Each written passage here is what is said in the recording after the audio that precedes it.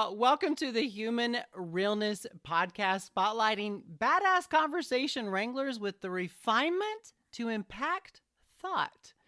Through every experience, either from kindness or from pain, we believe these realness stories navigate a way for us to include rather than exclude. And we do that through kindness, empathy, advocacy, and love. And my badass wranglers here today are definitely helping us experience a deeper way and navigating that human emotion.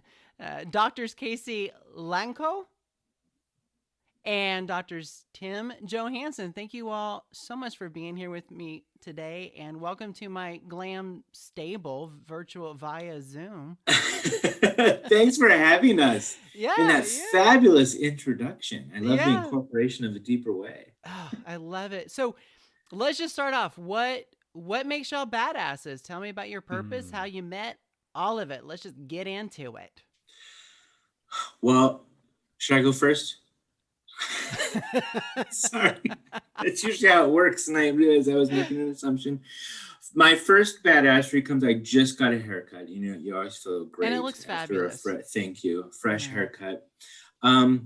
So Tim and I, we are psychologists, and kind of the short way that we usually describe this. So our training is in clinical and counseling psychology. But the work that we do primarily is actually with organizations. And what we do is we certify people in our assessment and our framework for cultivating a deeper sense of belonging. We certify people to use that, whether it's independent consultants, internal people. So it's basically taking all that in-depth stuff that we learn to use in the therapy room and bringing it to the world of work. Yeah. I like that. You're bringing the therapy to work. I love it. Yeah, right? And, you know, crying isn't required, but we always welcome it. And, you know, I think one of the things we saw, 15 years ago when I started doing this was people, when we would go in to kind of do team development or whatever the case would be, they wanted more, right? They kind of wanted some of those beyond the surface sort of conversations. And this isn't to slam or take down anything that's out there, because everything has a purpose. Every tool, every approach, every instrument brings something to the table. And a lot of people, you know, at a certain point, you know, if you're extroverted or introverted, you need to know more than that. And there's more to the story. There's more going on. And, so we are based in Minnesota in the Twin Cities. And, certainly in our backyard, a year ago today, actually, George Floyd was murdered. And that is a year ago today. Thank you for today. Yeah. Well, we've been through a major pivot. That's today. Wow. Yeah, I kind of called that up for myself in this moment as well. That is sobering. Yeah. Yeah, and when that happened, in the midst of the pandemic, of course, which in itself was sort of forcing us to kind of all evaluate, what are we doing? How are we contributing to the rat race, all that kind of stuff. But then there was, and as you know, Clinton, sort of this renewed energy and focus in organizations around taking a look at their own stuff in terms of their diversity, equity, inclusion. And I think in that immediate moment, a lot of our existing organization we work with would ask us, how can you help us in this regard? And I'll speak for myself. I kind of had a bucket around what that work was. And sort of our first reaction, at least mine, I don't want to speak for Tim specifically on this, was we don't do that. We don't do that. We're not experts in all that quote unquote stuff. And just not too long ago, I was on a Zoom call, because that's, what we do in the world today. And the focus was sort of DE&I strategy or something. And it was a panel of DE&I executives from huge companies. I won't name any in this moment. They were on this panel as the experts, and the audience was like 150 of us were asking, what are you doing? What are the initiatives? I was so struck. There was one response that everyone gave to every answer, and it didn't really matter what the question was. And which was, what are you doing to cultivate inclusion? How are you helping your employees understand each other better? How are you helping people feel like they belong? And the response to every question was, well, we're counting how many diverse people that we hire. Yeah. Mm-hmm. It was and measurable. this wasn't like this was very powerful companies. Like, this wasn't like, people who don't have the resources to really figure out what to do. So my takeaway from that was, wow, maybe we can be helpful in this regard, because we actually do know how to help people understand themselves at a deeper level and understand what belonging is really about. And, so when we think about this DEI and B space, we aren't necessarily experts in terms of policies and, educating on sort of historical oppressions and things of that nature. There's really good people who do that. But what we can add to the conversation is sort of the depth of understanding that when those conversations get started, as humans, we get uncomfortable. Yeah. And that's okay. Let's understand that psychological and neurological process that's actually going on, so that when it comes up, we can, hey, this is what's going on right now. And we can keep going. And sort of normalize that, we're hardwired to get uncomfortable. And as one of our foundational tenets say, discomfort is necessary. I'm gonna stop talking now, because I've been What do you always call yourself? Who, me? Yeah. Fabulous? When you're well, okay. And that's how you describe yourself. What do you call yourself? Yeah. Rambler? A certain kind of junkie. Oh, a discomfort junkie. Yeah. Oh my God. Yeah. Hashtag that. Hashtag the shit out of that, because I think that's what makes him a badass. Yeah, that is certainly what makes you a badass, because people don't. I actually had a conversation today with a colleague who is wanting some speaking topics on what are best practices, who's doing what. And I said, I can send you 7 articles. You don't need me to teach on best practices. There's an article coming up every week. Yeah. But if you want me to open up a wound and start dissecting through that, I'm here. But it seems like there's still this mentality that, please tell me what I'm doing wrong, right? Because I'm just wrong all the time. It's like, well, that's just growth. Like, if you're like, that's just continuous growth. I never want to be at a place where I'm like, oh, we're good. Like, I always feel it's continuous growth. So that is so, it's so interesting that that's what you do. And today, that conversation, this enlightenment, this epiphany came to me. I was like, that's why they're wanting to see what are the best practices, what's everybody doing right. And I'm like, I'll be honest with you, nobody's really doing it right. It's not a one size fits all. And so I appreciate you saying that, because it illustrates so much of people not wanting to dive into that discomfort, but y'all are creating what seems to be the psychological safety when someone turns the light bulb and says, now we're ready. It's like, okay, now you need to be developed and before you navigate into it. Is it a red light bulb? Red light, blue light. and so Tim, Tim, how about you? Where did you kind of come to that point in last year in navigating this? Because I'm loving the partnership between the two of you. There's a good vibe. Well, I'm coming off of 12 hours of fun, 2 hours of sleep, and 10 hours of work. So I've had a good 24 hours. Whew. That's a big day. Well, yeah.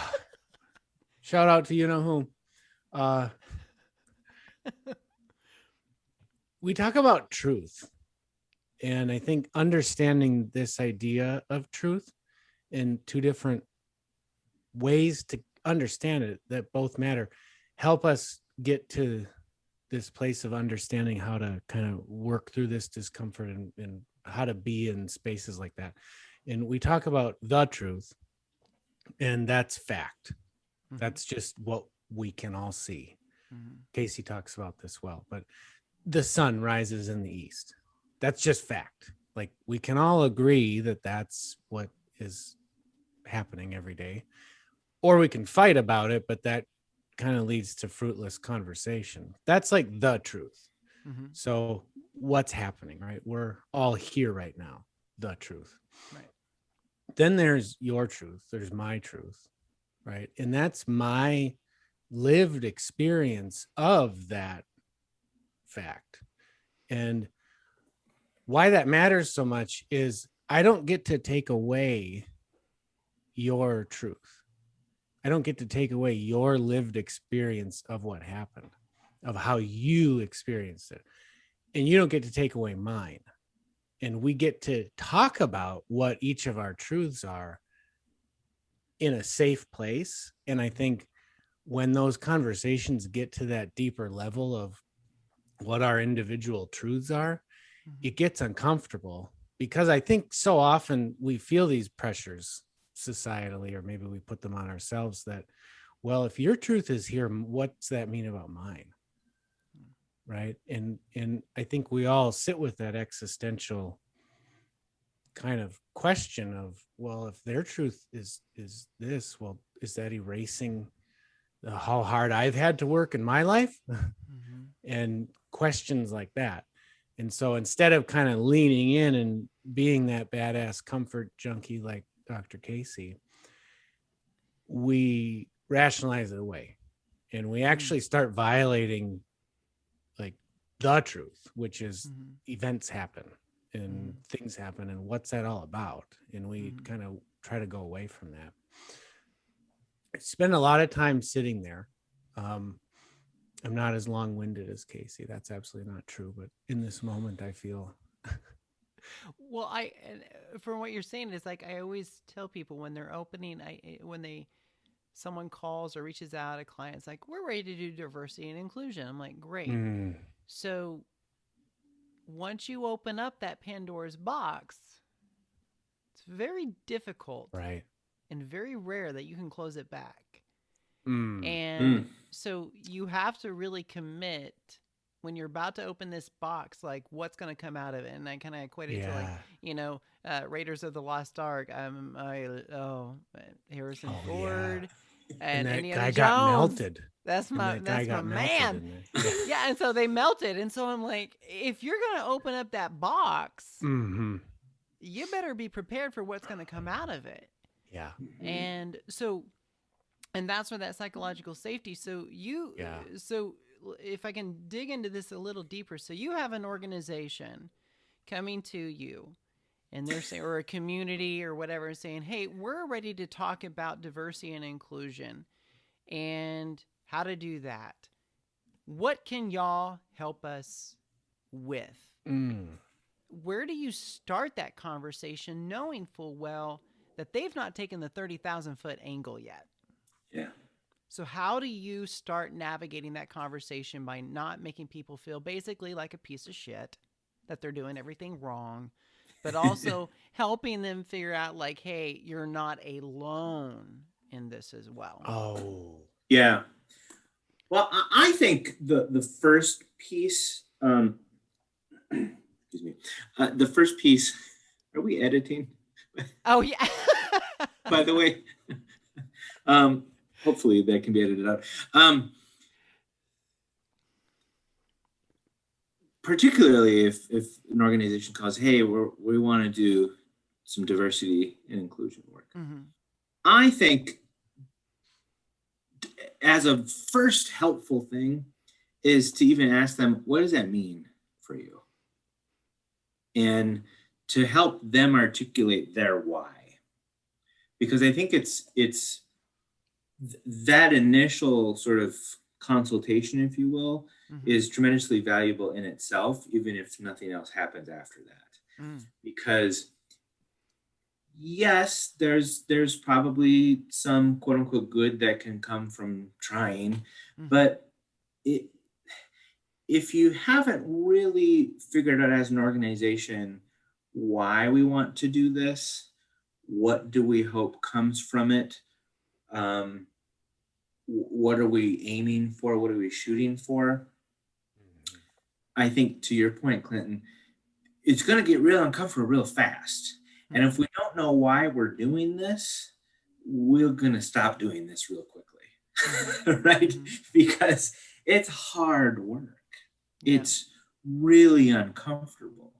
And if you are someone in the organization with the power and the privilege, you're actually going to be the most uncomfortable. And once that discomfort comes up, the default human reaction is to go back toward comfort, right? We're hardwired to do that, right? Let me go back into comfort. And if you have the power and the privilege, you get to. We don't really have, I don't have to change. My life's not going to be impacted by this. So this is actually a little bit more than I thought it was going to be. Let's go back to doing it the way. So I think that's hire more diverse people. Yeah, right. Let's just keep doing that. That'll fix it. That'll fix it over there. That'll fix it. Yeah. Just, recruiters, hire more diversity. It's your problem now. Deflection. Yeah. So I think that's the first piece is let's have a real conversation. And it's probably asking constantly, tell me more, tell me more, tell me more. Because they're probably not going to know the answer. Their first response to that is going to be, something that's a little rarely insightful enough. Yeah, it rarely gets to the heart of an issue. Our fourth tenet: stay curious. There's always more, and so really helping them articulate and connecting it to their core values of the organization, connecting it to this is the right thing to do, connecting it to also. We know, and there's probably have to be some education on this. Actually, when you are cultivating belonging, when you are cultivating psychological safety, not only is it the right thing to do from the human level, it's also the competitive advantage, right? You're going to have more innovative, creative, industrious people and teams. So it's the right thing to do from the business perspective as well as from sort of that human perspective. Yeah. I want Tim, what do you want to follow? Because I also want to get back to the tenets. That seems a little, I'm not going to lie, there was a little bit of an implicity that exploded in my gut, implicit bias that went a little off just because of my religious upbringing. And you said tenets. And so I was just like, what are we talking about? And so I was just like, no, breathe into it, Clint. Settle into it. But I wanted you to kind of your thoughts on it too, Tim, is like kind of your experiences going into organizations, and then also like talk a little bit about those tenets. Well, I think not to stay on it too long, because I think Casey's talked about it so well, and we share these observations. But I think to highlight again, it's the people in power, the leaders, who are going to feel the most uncomfortable. And I think where that discomfort sits is don't blame me, right? I mean, that's a human thing. We don't want to be blamed. Right. I'm keeping business going. I've got sales right. Look at in. All the things I'm doing. Right. I'm signing the paychecks. Right. And I think it leads to a subtle, can't y'all just be grateful?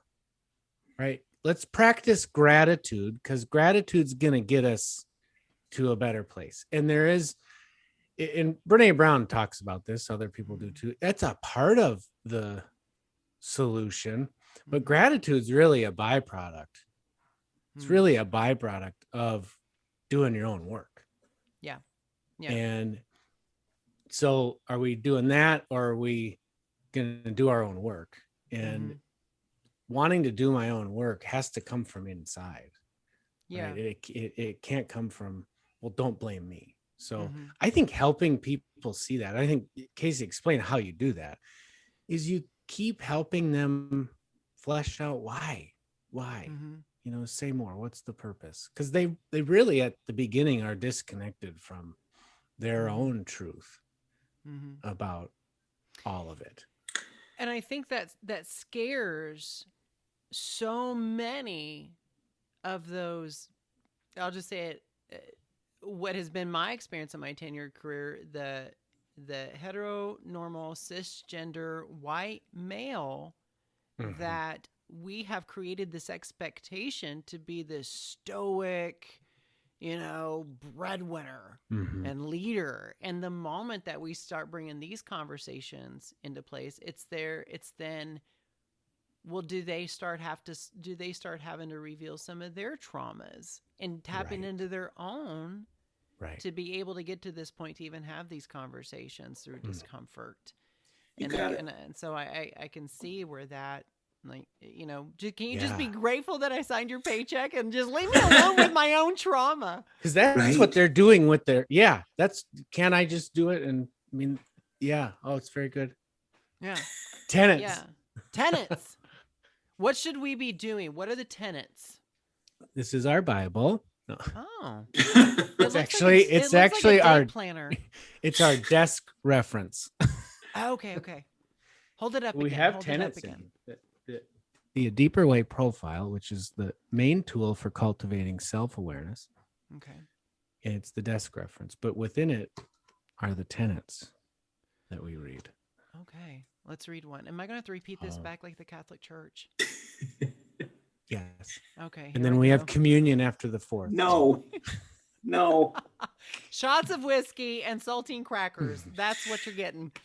So before we dive into this, yes, there's basically kind of three huge elements to the Deeper Way belonging program. Okay. So we have the Deeper Way profile, which is an assessment tool that goes deep into exploring parts of self. Whew. Then we have the foundational tenets.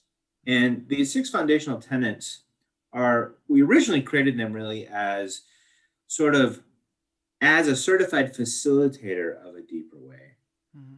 How do I kind of think about how to be with people in order to provide that psychological safety? And so it's really kind of in that framework, but it certainly extends to how do I be with myself, and it works within your relationship. And then the third element is our model of situational identity.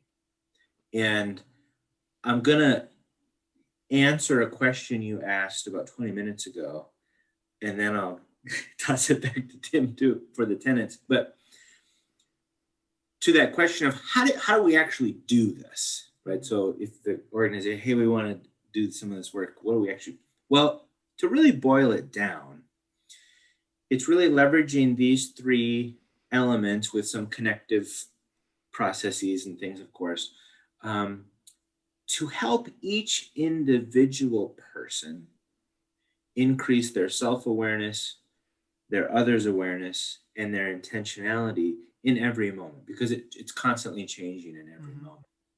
And the biggest predictor of how we show up and how we're therefore impacting others, meaning are we making it safe or are we a threat, is the security in our own sense of identity, right?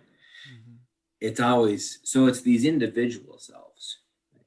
And at the core, and this is why it's a deeper way, because, you know, a lot of places you don't talk like this at work, but at the core of our identity model is You are a normal human being worthy of love and belonging because you exist.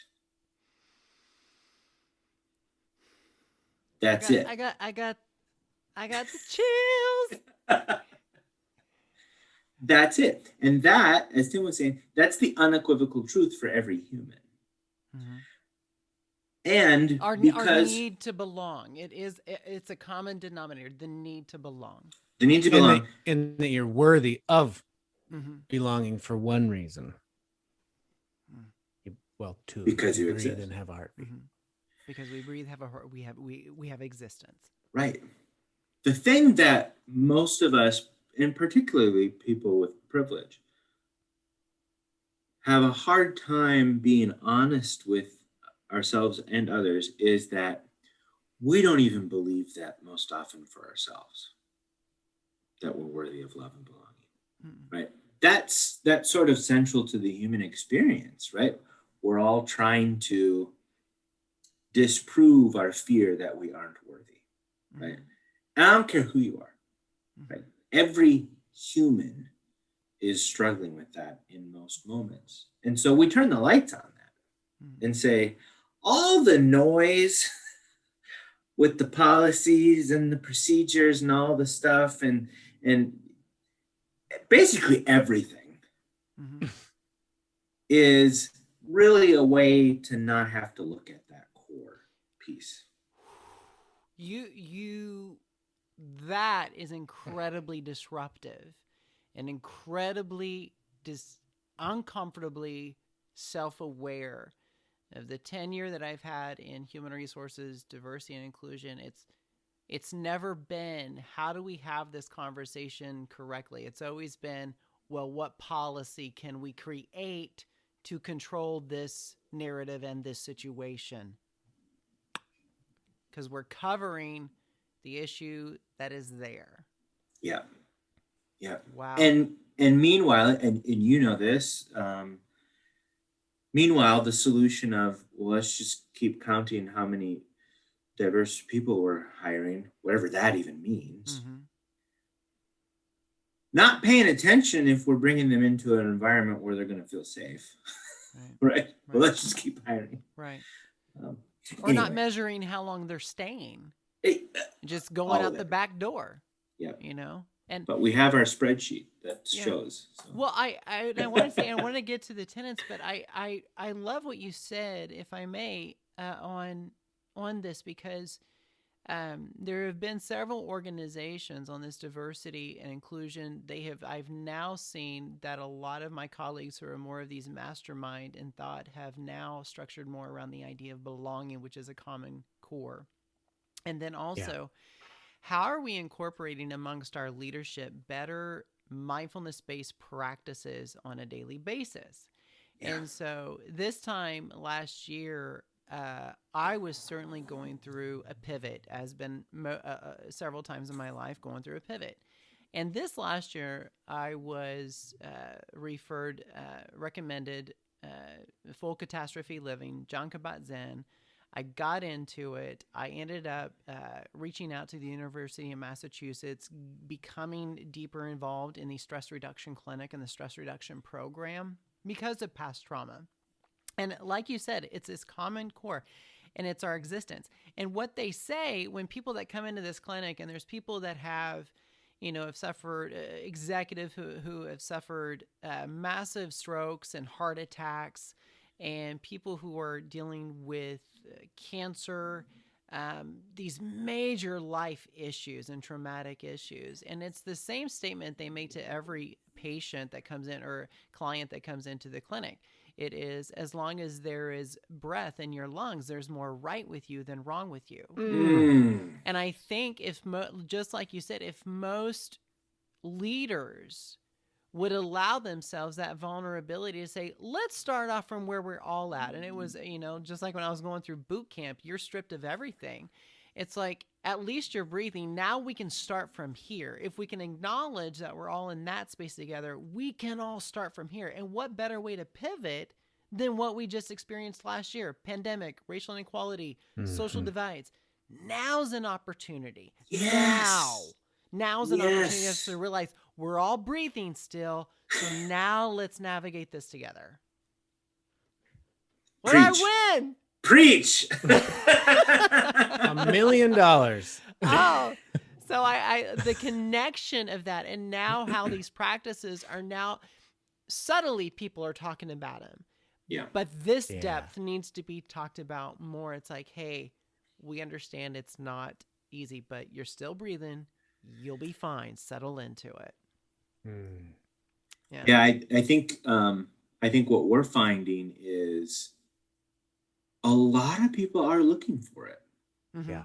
Like that they're, I don't know if it's fair to say that they're ready, but it's more like they know that there's more that we need to access. You feel it. Yes, exactly. And I think, what our certification offers, and I'm sure other things out there, is sort of a way and a structure, because a lot of people, just because they don't necessarily know how to have the conversation. They don't really know where to go. And that's okay. Yeah. Why would you?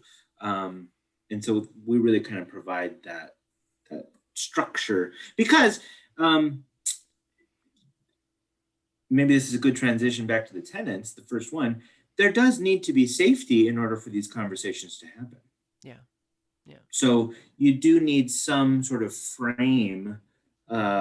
It shouldn't be a free-for-all, but that's not safe. And when we're exploring parts of ourselves and we're opening parts of ourselves up, a lot of people have had experiences where that doesn't go well. And so having some frame of safety around that is incredibly important if it's going to be productive. Yeah. Whew. That's good shit. And it's good for HR and my colleagues to know, because of all the fatigue that they're expected to do and know everything. And yet they're the ones on the front lines, and diversity and inclusion now are on the front lines, basically taking these trauma calls. Yeah. And then they're having to navigate through it. So it's difficult. Okay. Tenets. What are the tenets? What should we be doing, Dr. Tim? Casey, you start, because I always cry when I get stuck with the fifth one. Okay, should we just read them all? If no one cries on this call, I have not done my job. That's how I feel all the time. Thank you. And I'm the one he ends up making. I know. I don't have tear ducts. Mine were frozen a long time ago, but other people should. Is that true? No. Or you just like cauterized them? Are you just like Queen Elsa? You just a little bit. Yeah. Oh, well, let it go, Dr. Casey. Let it go. I like it. Here we go. So straight through read. Be safe. People need to be open and embrace their vulnerability. This is only possible in a safe environment, not necessarily comfortable, which the facilitator has most of the responsibility for creating.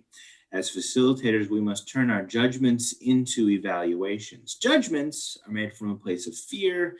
Evaluations are made from a place of compassion. We must always create a context that allows for another's vulnerability. Be patient. Our psyches and bodies are hardwired to not change. With a deeper way, we understand that much of our behavior is deeply rooted in our unconscious, and most reactions to exploration and change, such as laughing, making fun of ourselves or others, complaining, fill in your pet reaction here, those are defenses against the fear. Number 3. So patience. We have vulnerability and patience. Number 3 is get used to discomfort. Discomfort is necessary. Deep, lasting change requires accessing our own insecurities and fear and going into them. This is by nature uncomfortable. Comfort is different than safety. Discomfort is necessary. So is safety. Stay curious. With a deeper way, there's always, always, always more. In times of sharing and processing, that first response is rarely deep enough. It's rarely insightful enough, and it rarely gets to the heart of the issue. So encourage people to go further. Use the skills of probes, silence, and open-ended questions to facilitate deeper exploration. So quick review. So we have be safe, be patient, get used to discomfort, stay curious. Number 5, this is the one that Tim can't get through. Commit to truth. Commit to truth. Lasting change happens in the context of trusting relationships with self and others. It can't happen in a vacuum. There is no trust without truth. Always seek to understand people's truth, be a witness to their tacit, lived truth, and help them return to the unequivocal truth that they are a normal person, worthy of love and belonging, simply because they exist. Commit to relating to them from this place. No excuses, no matter how difficult. That just feels authentic. Mm. And I've had that just feels like a texture of authenticity. Texture. You can taste it. It has a texture. I love that. We have 26 more. No. 26 more No, tenants? we just have one more. Last one. Finally, be patient again. Be patient again. And again, and again, and again, and again. It takes time for real insight to get embedded. People, everybody, often need to hear and experience insight multiple times and in multiple ways. This reality can be difficult for a facilitator or anyone to accept. We want to see progress after all. Patience is the reminder that the growth process is always being realized. Deeper way. Foundation. It's always being realized, like what we're doing now. Like we're here, we're in the work, we're in the growth. Yep. Yeah. Even when it doesn't feel like it. Mm-hmm. Even when we watch the other person and it just doesn't feel like it's getting in, we don't know. Yeah. We just don't know what they're hearing. No. And it's in the doing where you know the growth. And I know there's been times working here at the house and my co-author and production manager Nico, and I'll have a short response to something because I just don't feel the work is paying off.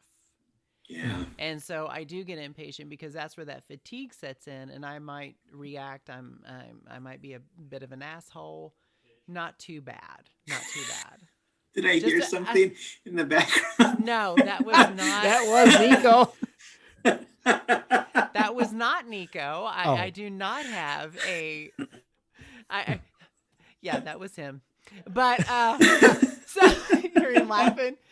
But it's true because I always think that I have to get that I'm not in the right because I haven't accomplished the thing.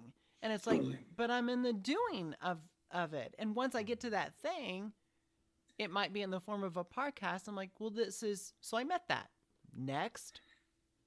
Same. And instead of focusing on that doing. Because we lose the doing, and the doing is the purpose. Well, and in part, not 100%, but in part, most of that is because we don't believe that we're worthy unless we, climb Mount Everest. And then we'll do that, and we still won't feel worthy. No. Speaking of worthiness. So that's a word that we all want to feel of worth and of value. And I think a lot of times we believe as human resources colleagues I think we believe as we are navigating into more specialized areas of diversity, inclusion, and belonging, I think we believe we're trying our best to do that. What are some things, what are some practices that you can suggest to kind of help in that area? To help people feel worthy. Yeah. Like, cause it's so like, because I think they think, well, if we set up the program or if we do this, that engagement, they're going to feel worthy and of value. Yeah. But what we fail to realize is we know, and I think it's hard for HR and diversity and inclusion and those individuals who are the people leaders in an organization. I think it's hard for them to go to leadership and say, hey, this is what we're dealing with, all these traumas. How do you explain that Betty Sue, single mom, is bringing her trauma into work because she's got, an abusive husband at home? Yeah. And it's not Betty Sue's fault, but it's a trauma that's now brought in. Now you're navigating that conversation. That's one of many stories. So how do we, not by a program, but make someone in that moment feel of value and of worth, and know that leadership is on that person's side, and knowing leadership has HR's back to navigate that in the right way? That's a huge issue, but it's so often. It's every day I get an email about it. Yeah. I think the single most important thing any of us can ever do for any other human is to work to understand their experience and validate their truth of that experience. And I want to sort of qualify that by saying I can appreciate how, so basically I'm saying, well, one really practical and helpful thing to do is to listen. And I think sometimes when we hear that, it doesn't feel like we're doing anything when we're just listening, right? And what we know from mountains of psychological research is that particularly in those moments when, you have an employee who comes into your office and maybe they're, really disrupted and their affect is really high, they only want one thing. They actually don't want you or need you to really fix anything. The very first and most important thing they want is to be seen, to be understood, to be validated, that they get to have this experience, right? Because so often when we're having those big disruptive moments, the first thing that we do as humans unconsciously, right, so we're usually not aware of it, is we start to go, what's wrong with me? Right? So then I need to run over here, and I'm actually not consciously, or I'm not unconsciously looking for a solution. I'm unconsciously looking for you to help me know that I'm okay, that there's nothing wrong with me. And that is truly providing a sense of belonging, right? Because we're not saying, no, you don't get to have this emotional moment, right? That's really not helpful. That's not safe. And in fact, depending upon how it's communicated, it could be emotionally violent. Right? But rather to say, yeah, I get this. In my mind, what you just did, or what that work that you're doing does, it alleviates so much guilt from the HR employee relations manager, because we are expected to fix it.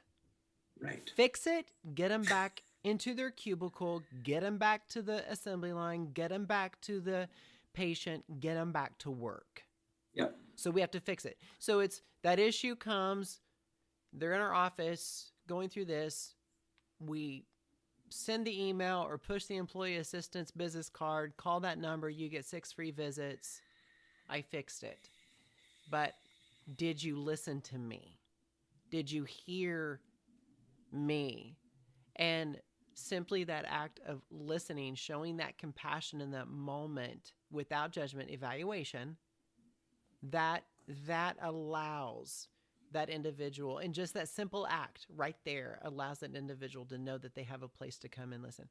And I don't want to go too far, but there was this Hacking HR. I don't know if y'all are connected, but he put out a manifesto, and in that manifesto, the future of HR, the future of workforce.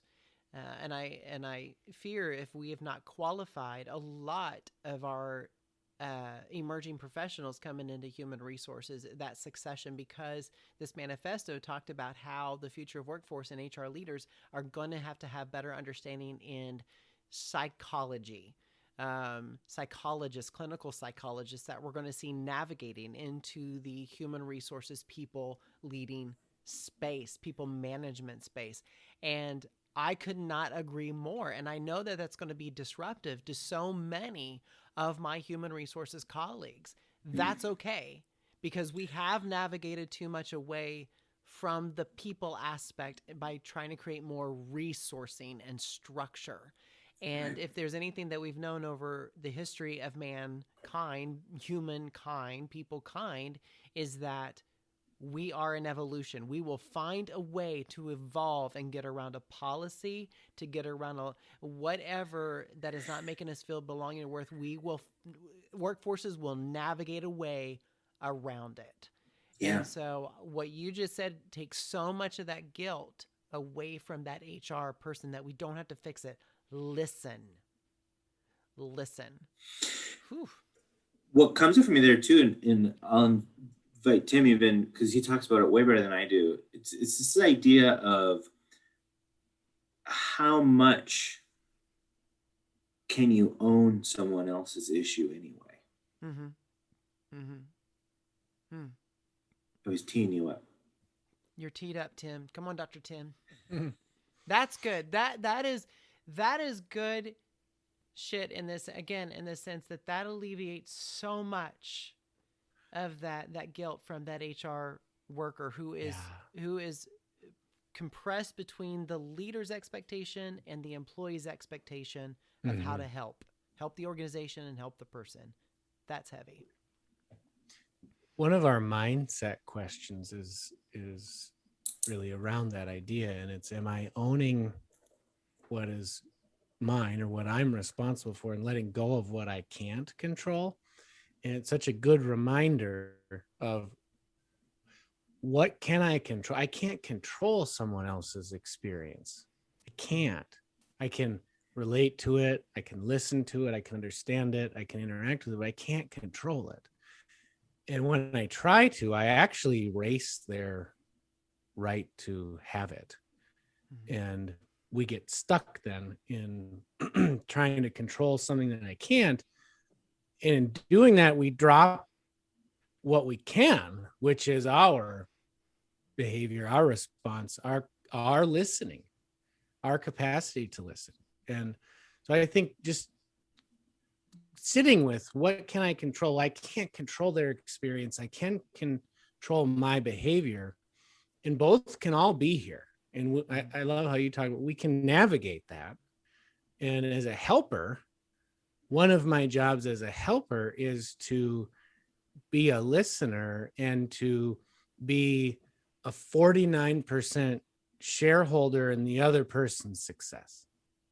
Right? I'm a minority owner. Yeah. I'm a 49% shareholder at most in the other person's success, right? That's what we can be as a helper.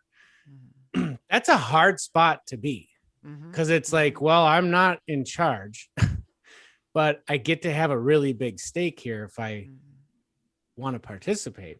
Right. And so always reminding myself, okay, I can go all the way up to 49% of this. That's as much effort as I'm able to put in. And that actually lets the individual who's receiving the support feel totally empowered, totally supported and allowed to have their truth and explore what to do with it. And there's no way for us to have that 49% unless we know who we are going into it. Yeah. Leader, frontline manager, worker, we better know ourselves. Yep. Is what I can bring my resources into helping, right? But not into owning or control. Right. Now, can we shift a little bit? Because this is going to be Which a little way? this part will be a little woo woo for some people, right? And when I say woo woo, we know that we deal with narcissism. Y'all deal with narcissism in an organization. Oh yes. And so we also know that we have toxicity. We have those things within an organization. So we understand, and I understand. It's very important because you pointed out twice patience. So we understand, and I think we're in agreement here of how we can identify when somebody's patient, when they're on their journey. So we can identify that. Yeah. But we also know, and you're a psychiatrist, so you have been through the studies of knowing narcissism, sociopathic narcissism. So just one correction for the record, psychologist. Oh, yes. What did I say? Psychologist. You said psychiatrist. Subtle psychologist. If we give medicine, we get in trouble. Yeah. Oh, that's the difference. I should know that. My husband's a physician, so he yeah. Edit. So how do you manage that? Because identify a narcissist, navigating it and knowing how to get that object out to begin healing the wound, like that's difficult. And I know my listeners and the HR folks would be like, how do you deal with a narcissistic leader? So let's just address it and figure out who's doing what and what is a practice out there that can help through that. I'm so glad you brought this up.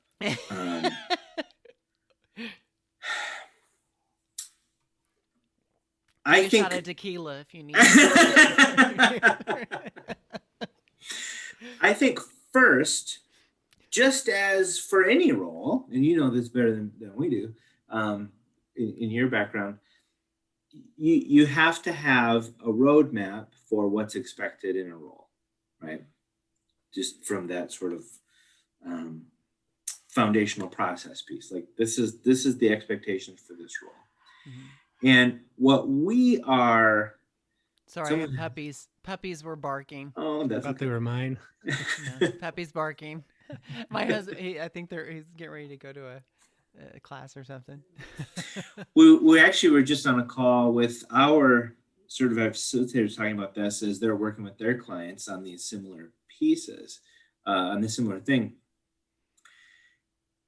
If you have an organization and they are taking this seriously, and I think foundationally what we might kind of mean by that is that they are responsible for creating a psychologically safe environment. Mm-hmm. Then to me, that has to be in the job description. One. Mm-hmm. And we have behaviors on this. If people are interested, they can email us. But what does that look like then? How do I operationalize as a leader? What behaviors should I be demonstrating in order to be cultivating psychological safety? Mm-hmm. You know, to your point, that can sometimes be a difficult thing for people with varying pathologies, narcissism in particular. And secondary to that, a lot of organizations that we work with and our facilitators work with are making it more of a quote unquote requirement that you grow and develop. And in fact, your annual review, if you even have annual reviews, but your, quarter, whatever they're all doing these days. Yeah. But those conversations are, how have you grown? How have you developed? How are you growing? What are you going to do to grow and develop more this next quarter? If you're not demonstrating those things, right, then this probably isn't a good fit. Yeah. How are you stepping outside your box? Yeah. And, my big thing, and this is, again, going back to the narcissism piece, because this is difficult for narcissistic leaders to do. If you are a leader or any human who is going to be leading effectively, who is going to be creating psychological safety, you have to own your shit. Mm-hmm. Mm-hmm. And that's a non-negotiable for me.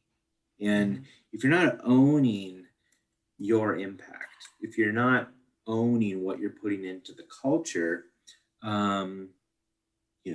we got to have a conversation. Owning what you're putting into the culture, and being able to gauge that, like, how are you growing, developing? So if you're going to be here moving with the ship, then you need to be doing your part.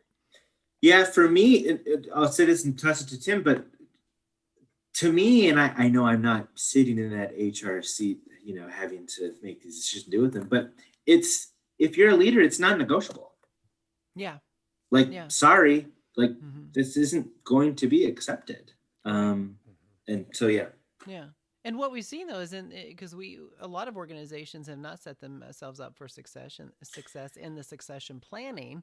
So therefore, a lot of times it's then, oh, well, Clinton, he's been here the longest. Put him in the new VP or leadership role without any leadership development. And that's a big thing we're seeing now with this new generation of leaders coming into the workforce. I think, Tim, go ahead. When I teach my psychological assessment class and teach people how to think about what we've historically called psychopathology, but that puts us in a box. But for this conversation, narcissism would be in that box. But our initial inclination is to look at what's wrong with that person. Yeah. And I think it's an easy place to get what is wrong with them. And particularly when there's people with narcissistic personality disorder and power, they have a lot of destructive impact. And so it's scary. And so that pull to ask what's wrong with them is really strong. But what's helpful is to actually look at it and say, what happened to them? What happened to them? And when we go there, and then we go back to the tenets, right? And back to our understanding of identity, and remind ourselves at the core of every single person with a heartbeat is their own grappling with their sense of significance and purpose, right? Their fragile sense of worthiness. Yeah. And then we think about narcissism that way. What happened to them to make that so fundamentally unbelievable that they're going to have to behave this way to try to get that met? It gets us to a place of compassion for them. And then we can ask the question, is this a helpful place for you to be? Is this a helpful role for you to be in, for that person to be in? I didn't mean you, Clinton. I'm not calling you a narcissist. No. I think. Well, I don't know. You haven't assessed me. I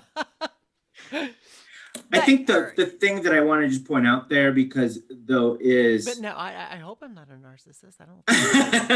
But even in that, what you said, like, I don't want to judge. I want to evaluate it, because you know, narcissism, if I understand correctly, there could be a stronger lack of empathy that person might, but at the same time, studies and assessments have shown people who with lower scores of empathy also have developed incredible sales records. Like, they're great at sales. So but it's at the same time, it's like you said, like, we have to have our own empathy and to think about what got them there, because again, the core goes back to they want to feel of worth. They want to belong just as I do. Yeah. And I think I know what you're going to say, Casey. So, but from that place of empathy and what got them here, it can actually help us frame up where could they go, right? Where could they go? Because the role they're in with that much impact, if it's having that much negative impact, is not a good role for them or anybody else. Casey, you were going to say something. Yeah, to me, it's all about the power. And I get real heated about this actually, because there's two distinct pieces. Like and even to what you were saying, Clinton, one of the things that we ignore primarily or not actively ignore, but maybe just don't think about when we are making those promotion and hiring decisions is how is this person going to handle having power? And to me, that's the most important question to ask when you're giving someone a leadership position. And if I don't care what their experiences is, where they're at, how much pathology they have or don't have, you don't get to harm people. And so if you can't handle having power, I don't care what the reason is, because you're using it to harm, whether it's intentionally or not, we shouldn't be giving you that power. How would you suggest, and if there's resources out there, because I can see in the internal promotion of an executive moving up leadership roles, what would be a really good set of behavioral-based questions to open up dialogue on that in the interview? Because you don't want to say, how do you handle, if you say handle power, it's like, it's like, but you do. I think we have to first acknowledge that there is. So what, you're an internal, you're doing the interview, like there could be some good behavioral-based questioning there to navigate through that, to see how that individual would make out with that kind of power, because they're holding the budget, they're holding the cards, so to speak, for the organization. So that's a very critical question and thing to know. Yeah, absolutely. And so if there's some resources out, that would be those kinds of questions. Yeah, we can talk theoretically a little bit, and then again, people can always, we do have questions that would be helpful for folks. I think, though, it's one of the sort of constructs, if you will, or even competencies that you're going to be able to get best at and most thoroughly at with some assessment tools, because a lot of this stuff is not conscious, right? A lot of it is tapping into, their own self-concept that they're not going to be honest with you about anyway, no matter what you ask them. So one piece is, particularly for these higher stakes position, it's really a good idea to use some good assessment tools. Beyond that, and I'll ask Tim too, but I think it's really helpful to zero in on their experience of failure. And we do a lot of executive level assessments, and if I'm doing one, I'll spend 30 minutes on tell me about a failure that you took responsibility for. Right? And someone who's going to struggle is going to be really, really uncomfortable with that question, right? And they might have a sophisticated answer that allows them to skirt around really taking responsibility. And so you want to follow up and tell me more. But someone who, has a lot of because we all fail. Right? Yeah. And if you have a secure sense of self, you're fine with that. Like, you can talk about it. You can talk about what you learned. You'll take all the responsibility. But if there's more fragility there, you're going to really struggle to talk about it. And I see a lot on LinkedIn, people kind of expressing displeasure with that question in interviews. But I actually think it's one of the most important things you can ask in an interview, not because we actually care about what the failure is. That's not what we're interested in. It's the process of how comfortable are they talking about this, which gives you a very clear sense of their own sense of security and their own sense of self. And I don't see how that question should not be a best practice question after last year. Because if anything, we all failed. If somebody said they were complete success, I was like, no, you failed in some way last year. Yes. In some way, we failed in some way. Yes, and own it. Own it. I lost my train of thought. I forgot what I was going to ask after that. I do want to kind of, what are the things that you've seen in organizations, do you go in? Is it more one-on-one? Do you have groups? How do you kind of get into it with them? What's the logistics of it look like? Tim, do you want to take that one? Sure. Well, we work primarily when we're working with an organization. Now we're doing some kind of team thing.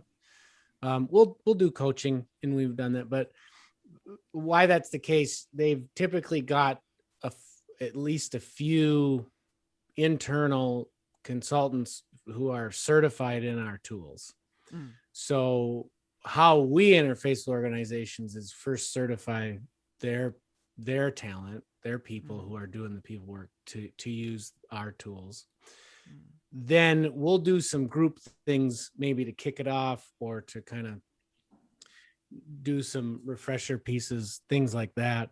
And then also we'll work with leadership. If you have a VP of HR, you wouldn't have them do the work with their peers. You'd need, so we'll kind of work in that way too. Yeah.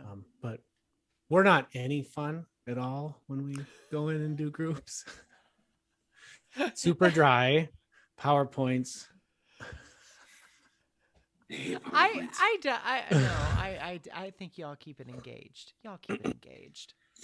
But I think sort of on the higher level picture,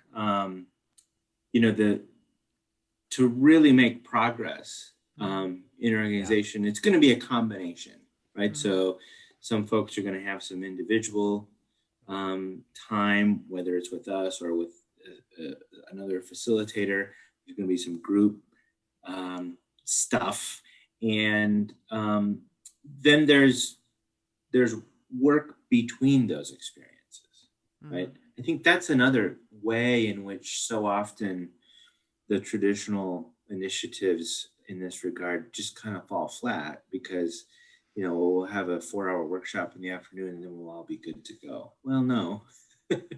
Yeah, one of your statements, you say this isn't done in a workshop. This work is not done in a webinar. Yeah. No, it's done between the sessions, right? The sessions are just, little moments, but it's, what are you putting into practice? What are you reflecting on? And so, we have guided reflections that help people think through moments and kind of reflect on, and constantly deepening that self-awareness, the other's awareness, so we can be more intentional in the moment. How are you seeing, and how are you seeing that people are responding to this work? Because like I said, it's I'm not even going to say a majority anymore. I think more people are looking for this. My cousin, this last year, she got into Reiki energy work. And so she's always, I got my sage and my stuff here, and she's always like, set your intention. And I was just like, yes. And so I talk to people, and I'm like, before navigating into these conversations, I do want to make sure that I'm in the right space. I have to, because I have anxiety on so many levels, but I have to settle into it, breathing practices, meditation daily, and all those things. So how leading people into this, like how, because people will say this is a little, woo-woo in some way, but what are you seeing that people, and how are they responding to this work?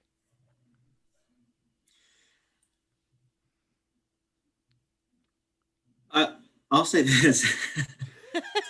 I was trying to find the word, but I guess I'm still shocked myself, actually. That's why I'm kind of speechless a little bit.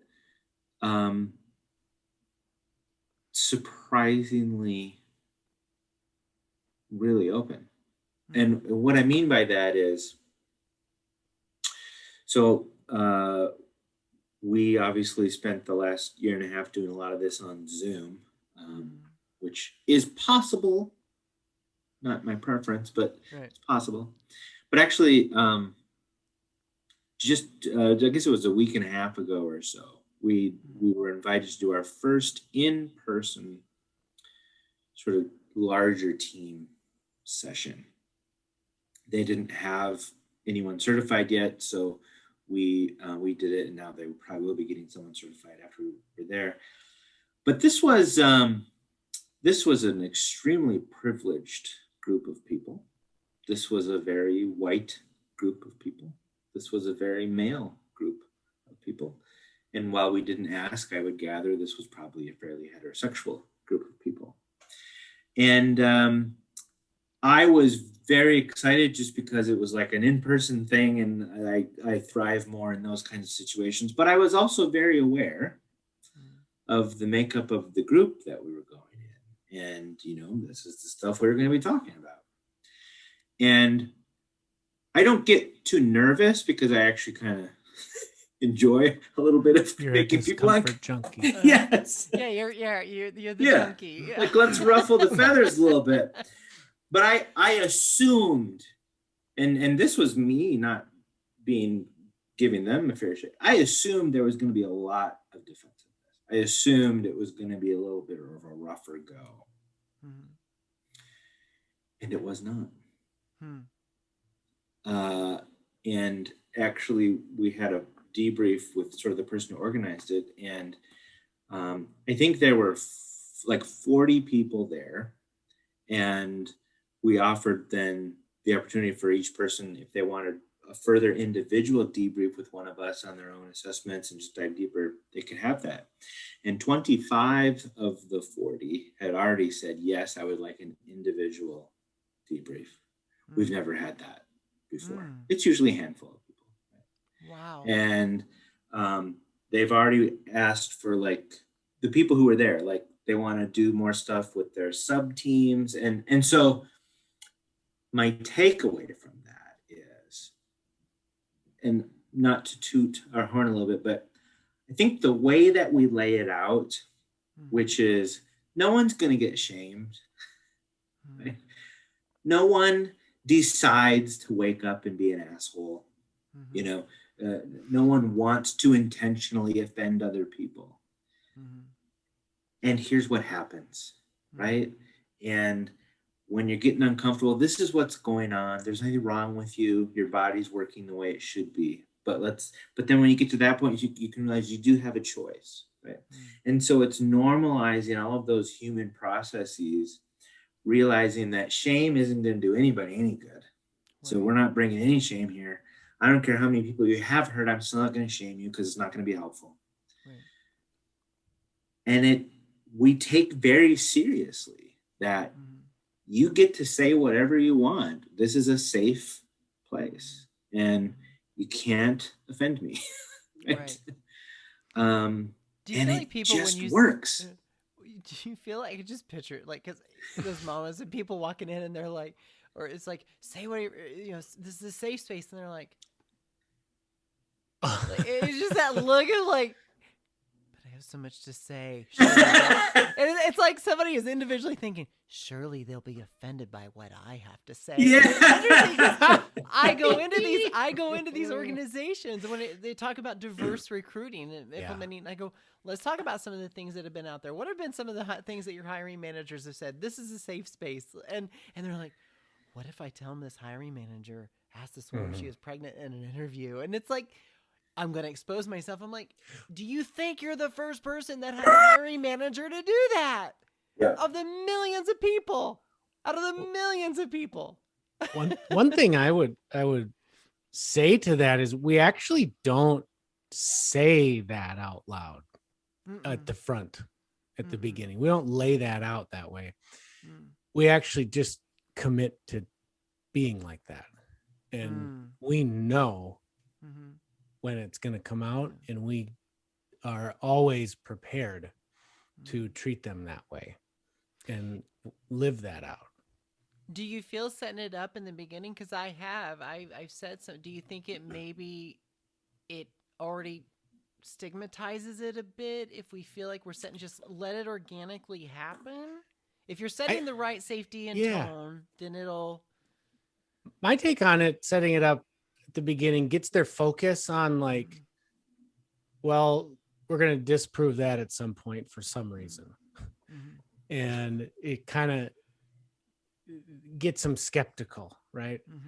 or thinking about when that exception's gonna happen. Gotcha. Because that's kind of human nature. Yeah, and That's I think my take on that. But I think in the same way, safety is a felt experience. Just like belonging is a felt experience, right? And so we can say all day long, this is a safe space, this is a safe place, I'm safe. But if they don't feel, if they don't have the experience of that, it doesn't matter what I say. No. Right? And in fact, it can even be worse, right? It's like when I used to love this. You go into an organization, right, and they have their values listed on the wall right away, right? And I would always ask people, do you believe any of that? Right? It's like, it makes it worse to say it and then for people to not experience it. And so we just try to show it. And then 15 minutes in, they're kind of going, oh, that's kind of nice. Yeah. Starts getting that texture. Yeah, right. Oh, I can't wait to use that. Yeah. good. I'm So, adding that one in my vocabulary. How did y'all meet? Graduate school. Oh, where at?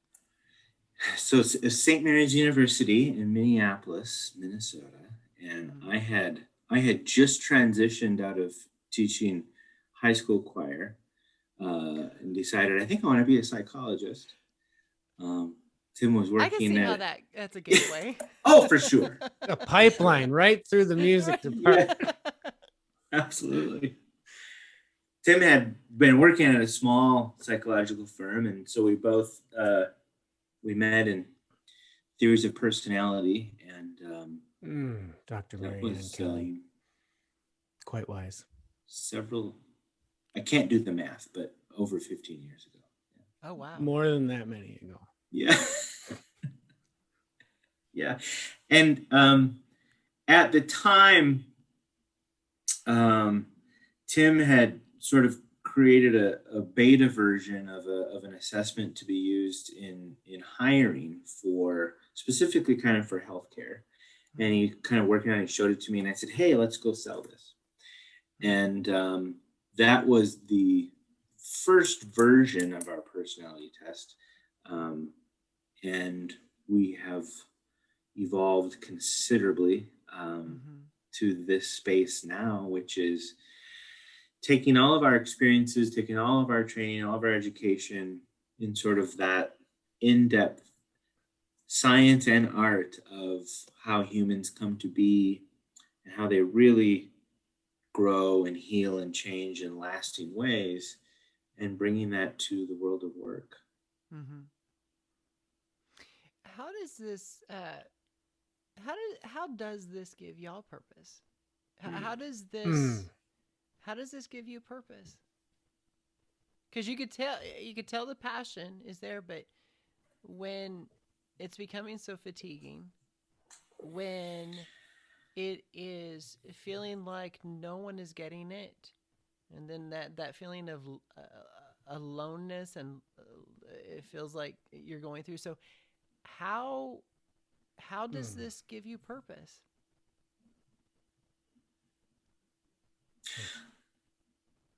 I'd respond by actually what you just described was so lovely, because even when you have purpose, those experiences don't go away.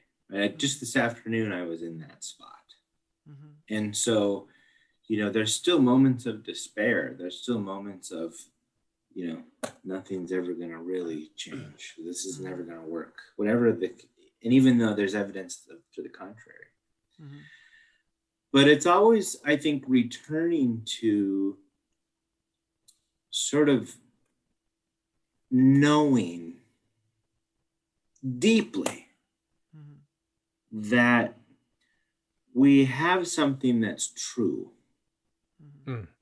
And what we've created, it impacts people. And as we all know, there are too many people go to work every day and feel like they have to hide. Right. There are too many people who go to work every day, and rather than focus on bringing their best self, they're focused on not getting yelled at. Mm-hmm. There are too many people who, because of the way we're socialized, think that they have to pretend that they're someone that they're not. Yeah. There are too many people who rely on the comfort of their privilege to think that they're fulfilled. And so the story in all of it for me is, until everyone, all of us, I don't care where you're at, until we can all own our shit, we're all going to be missing out on what we could really be experiencing.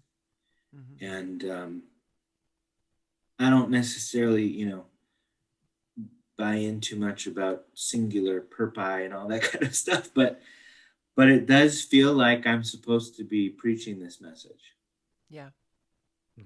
It does. From the both of you, it feels like a calling. Tim, how about it? I mean, anything to kind of follow up? I'm the crier, so I'll say what he said. I love it because I would say love. Love. We don't say that enough. Mm-mm. We don't say that enough in organizations. And I'm starting to hear some leaders start to talk about that and bring that word into organizations. And I think we could have a whole segment just on how to discuss love. And from what you're saying is like, we saw this last year now so often now how people are navigating back to the organizations, hybrid model, stay-at-home model, whatever. There's such still a disconnect. And what we're starting to see is the anticipation of this mass exodus of people not returning to work. They're leaving the organizations because trust has been broken with the way things were managed this last year from so many organizations. And they're starting to go out and become more entrepreneurship. Plus, they've seen the loss of so much family. So now they want to be home. They're taking sabbaticals. It's like they don't see themselves in the organization anymore. And so from what you just said, it is so evident now that we're seeing it through the Department of Labor and the workforce. We're seeing the results of these types of programs not being implemented. In full disclosure, I have a hard stop at 5:30. Okay, well... Sorry, I just realized what time it was. No. What time is it? 5:28. Well, listen, I have greatly appreciated this, y'all, and we're gonna wrap this up. I feel like we could do another segment on love and just belonging and what those could be in the organization. So stay tuned with that. Any last words? Any final thoughts? We finish our interviews with rapid fire 3 questions. Can we do that with you? Yes, and then after we do that, Casey, Dr. Casey, if you need to jump off, and then Tim, I want you to be able to spotlight wherever one can go to connect with you on everything. So yes, okay, rapid fire. Whew, are you kidding? And I might bump off, but so I'll start. What's your truth? I'm Clinton Shane. What does courage mean to you? Facing my fears. What's your hope? What the hell? You're going to jump off after this one, Casey? My hope, I'm a donor dad. My hope is my kid, knowing she's raised by 2 moms and has a donor dad and an uncle, my husband, that no matter her authenticity and her truth, I can create a world for her to belong in her difference. That is what I'm working for. And I'm working for that little young Clinton Shane shaking under the sheets in rural Oklahoma who is beat up every day, a survivor of conversion therapy, to know, hey, kid, you did it right and you have a place to belong as well. Indeed. Did we just go to church? You brought us. You brought us to church. Okay. Dr. Tim. My other call is waiting for me. I'm going to hop off. Okay. Dr. Thank Tim. you. Thank you, Dr. Casey. Dr. Tim, where can people find y'all, connect with y'all, websites, all of it? Do you have a book? If not, when's it coming out? Go. Absolutely. adeeperway.com, adeeperway.com to find out more about us. We also have 2 podcasts. First podcast, Psychology at Work, available wherever you get your podcasts. Okay. Second podcast, ADW Profile, available wherever you get your podcasts and on YouTube. Gotcha. Books? Is there one coming out? A Deeper Way A is Deeper coming Way. out. Okay. All right. We'll TBD. TBD. Okay. Listen, y'all are great. Love your work. And we're going to stay connected because I'm thinking we need to have another show on just the simple act of love in organizations. So thank you. Y'all take care up north, and we appreciate y'all. Thank you, Clinton. All right. You take care. All right.